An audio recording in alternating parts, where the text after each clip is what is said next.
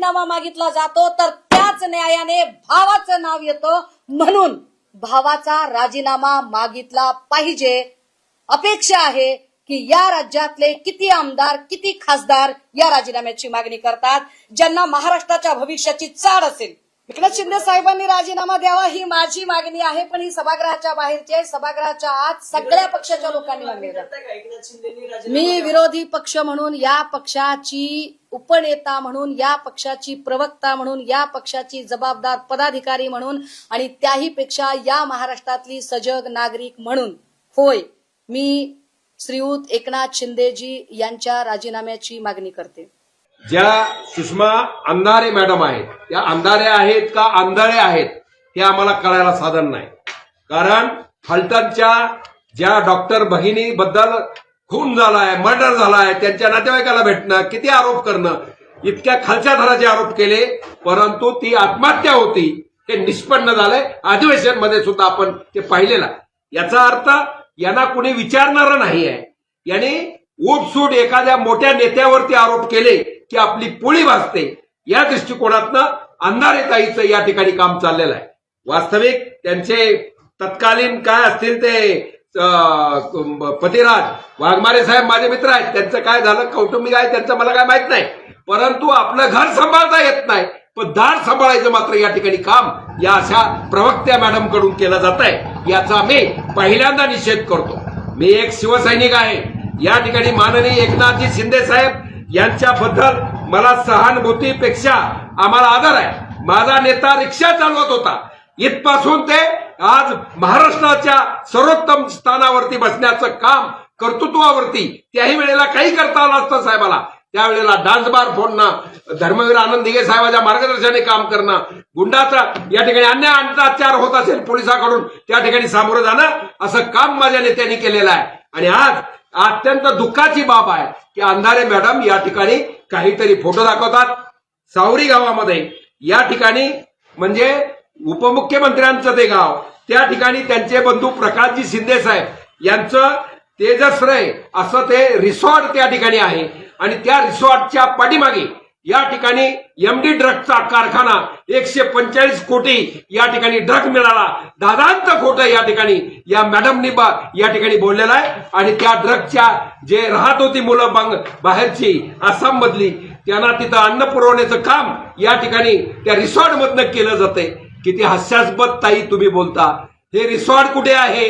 तिथनं 4 किलोमीटर वरती जंगल आहे, डोंगर आहे, काय झाडीन काय डोंगर, तुम्ही कधी बघायला गेलेलं नाही तिकडं। तर त्यामुळे त्या डोंगरामध्ये ते शेड मारलेला आहे, पण ते शेड सुद्धा कधी उघडलं नसेल अशी अवस्था आहे। या ठिकाणी एक माजी पोलीस इन्स्पेक्टर या नात्यानं ज्या घाटकोपरच्या युनिट 7 ही कारवाई केलेली आहे, यांच्यावरती माझा आरोप आहे। यांची सखोल चौकशी फडणवीस साहेबांनी केली पाहिजे। यांना कुणी करायला लावलंय का? यांना कुणी काय ह्याच्या पाठीशी कुणी आहे का? हे खोटं नाटक केलं गेलेलं आहे। कारण तिकडल्या पेपरमध्ये सुद्धा या ठिकाणी सगळं या ठिकाणी आलेलं आहे की रात्री पहाटे 8 तारखेला घाटकोपर पोलीस स्टेशन युनिटच्या इथं गुन्हा दाखल होतो एनडीपीएस ऍक्ट खाली।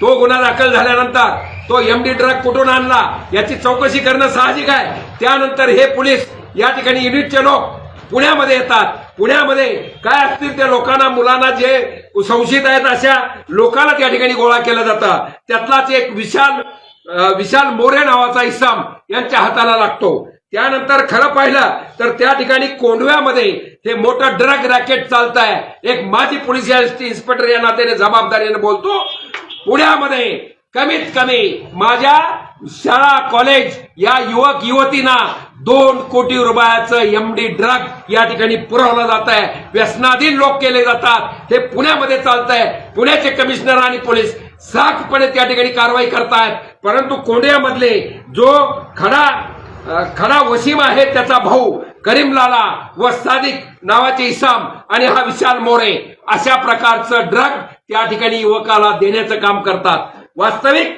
माझ्या अनुभवाप्रमाणे मी पोलीस खात्यामध्ये होतो, या ठिकाणी जर माझ्या कुठल्या शिंदे साहेबाचा प्रेशर असता तर कुठल्या पोलीस इन्स्पेक्टरची काय म्हणतात त्याला ताकद नव्हती त्या सावरी गावामध्ये जाऊन रेड करायची, हा विषयच नव्हता।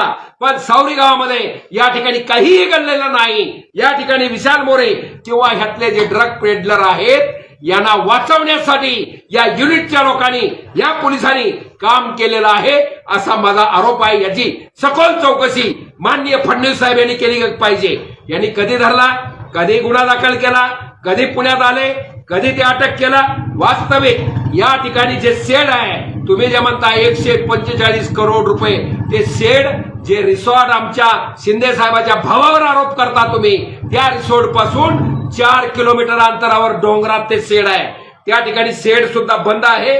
आता त्याला त्या ठिकाणी काय माल दाखवायचा, काय या मॅनिक्युलेट करायचा प्रयत्न ह्या गुन्ह्याला केलेला आहे. ते शेड मी आता तुम्हाला दाखवतो. या प्रकारचं शेड या ठिकाणी त्या सावरी गावामधल्या त्या रिसोर्ट पासून 4 किलोमीटर अंतरावर असलेल्या, कधी उघडलं गेलंय का नाही माहित नाही, लाईट कनेक्शन नाही, बॅटरीचं कनेक्शन नाही, आमका नाही, अशा अवस्थेमध्ये परत ते पोलीस ज्यांनी रेड केली होती ते त्या ठिकाणी आले. त्यावेळेला पत्रकार तुमच्यासारखे त्या ठिकाणी गेले होते. त्यांना हे भेटलं आणि त्यांनी हा व्हिडिओ काढलेला आहे. काय आहे हो हे, काय आहे हे, हा प्रकार काय म्हणायचंय तुम्हाला? 145 कोटीचा ड्रग त्या ठिकाणी मिळाला, एमडी रिकार्ड त्या ठिकाणी मिळाला, बाहेरून आणून मॅनिक्युलेट केलं गेलेला आहे अशी आमची या ठिकाणी माहिती आहे. प्रत्येक पेपरला त्या ठिकाणी बातम्या सातारला आलाय. करून गेला गाव आणि साताऱ्याचं नाव, त्या पद्धतीने या ठिकाणी काम चाललेलं आहे. जाणून बुजून माननीय शिंदे साहेब यांना बदनाम करायचं, शिवसेनेला बदनाम करायचं, या ठिकाणी धंदा या ठिकाणी त्या अंधारे मॅडमने उघडलेला आहे. आणि अशा माध्यमातून या ठिकाणी काही सुद्धा त्या ठिकाणी नाही आहे. रात्री पोलीस तिथले पंच सांगतात की आमच्या सकाळी सह्या घेतले, रात्री 3ला आले, आम्हाला माहित नाही. संबंधित पोलीस स्टेशनला कायद्याप्रमाणे तुम्ही पत्र देऊन त्या ठिकाणी जायला पाहिजे होतं.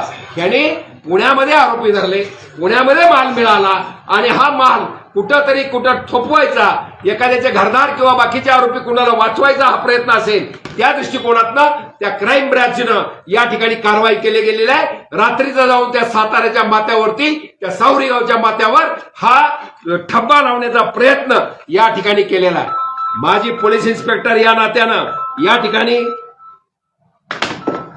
मी या ठिकाणी विनंती करतोय माननीय मुख्यमंत्री फडणवीस साहेबांना, या ठिकाणी युनिट क्राईम 7 घाटकोपर यांची सखोल चौकशी झाली पाहिजे, पंचाची चौकशी झाली पाहिजे. या ठिकाणचं शेड तिथं अस्तित्वात आहे, तिथं कधी उघडलेलं नसेल अशी परिस्थिती आहे. या प्लॉटमध्ये नुसती मातीच माती आहे, या प्रकार त्या ठिकाणी आहे. आणि जे खडे धंदेवाले आहेत त्यांना पुण्यातच त्या ठिकाणी धरण्यात आलेला आहे. त्यानंतर जो या ठिकाणी जो इसम आहे, गावकरी सांगतात की या ओम प्रकार दिघे म्हणून त्याला बेड्या घालून तुम्ही गाडीत आणलं, बेड्या घालून गाडीत आणून त्या ठिकाणी सगळं काय दाखवायचं, चौकशी काय करायची ती हे केलं. त्यानंतर ह्याच्या कोऱ्या कागदावरती पंचाच्या सह्या घेतल्या आणि त्यानंतर तुम्ही त्या लोकांना सांगताय. परत गेल्यावर पत्रकार त्या ठिकाणी गेले की बाबा एवढं मोठं रॅकेट, एवढा मोठा ड्रग मिळतंय, कुठला प्रकार, कुठं शेड आहे, म्हणून पत्रकार गेले असताना पोलीस तिथं आले असताना जायला सापडलेत, म्हणून तो व्हिडिओ त्या ठिकाणी पत्रकारांनी काढलेला आहे. आणि या अवस्थेमध्ये सातारा पोलीस एसपीला सुद्धा माझी विनंती आहे, तुम्ही याची सखोल चौकशी या ठिकाणी केली गेली पाहिजे. आणि या प्रकारामध्ये कुणी राजकीय हस्तक्षेप आहे का, माझ्या शिंदे साहेबाला बदनाम करायचा प्रयत्न कोणी केलेला आहे का?